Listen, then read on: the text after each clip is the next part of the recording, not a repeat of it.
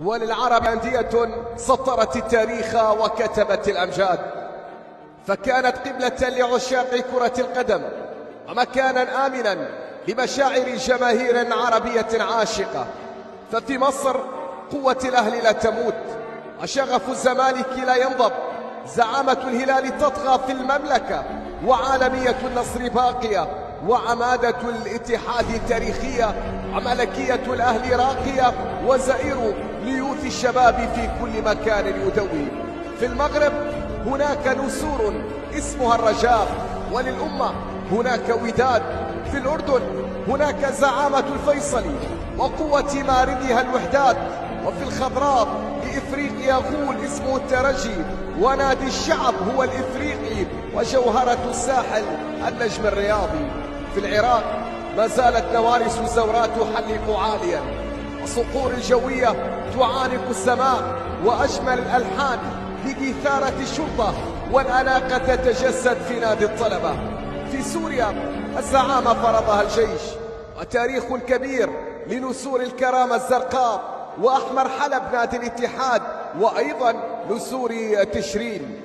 لليبيا عميد واحد اسمه الاتحاد، وزعيم كاسر اسمه أهلي طرابلس. في قطر زعامة السد لا تنكسر، وأحلام العرب لا تموت، ورهيب الريان لا يخذل، وفهود الغرافة لا ترحم، وطوفان دحيل لا ينقص.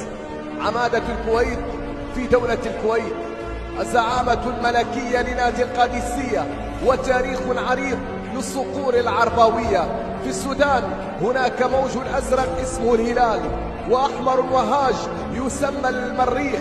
في الإمارات كرويا الزعامة للعين، وفرسانها شباب الأهلي، وامبراطورها نادي الوصل، وملكها نادي الشارجة، وأصحاب السعادة فيها هم الوحدة. زعيم لبنان الأخضر هو الأنصار، وقلعتها الصفراء نادي العهد، وقلعتها النبيذية فريق النجمة. تتكلم عمان عن زعامة ظفار، وعن عمادة فنجاب، وعن ملكية النصر.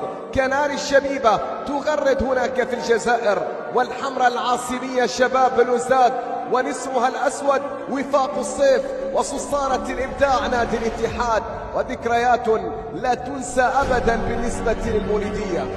لليمن إمبراطور اسمه أهلي صنعاء، وعميد الجزيرة العربية نادي التلال، وزعيم الكرة اليمنية وحدة صنعاء، وعنيد لواءها الأخضر نادي الشعب.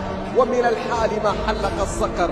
من البحرين ذئب أحمر اسمه المحرك، وفرقة سماوية تسمى الرفاع. وفي موريتانيا الوثيق لا ينافس. وفي الحبيبة فلسطين العمادة والريادة لشباب الخليل، الزعامة لهلال القدس، متدورها خدمات رفح، وزعيمها شباب رفح.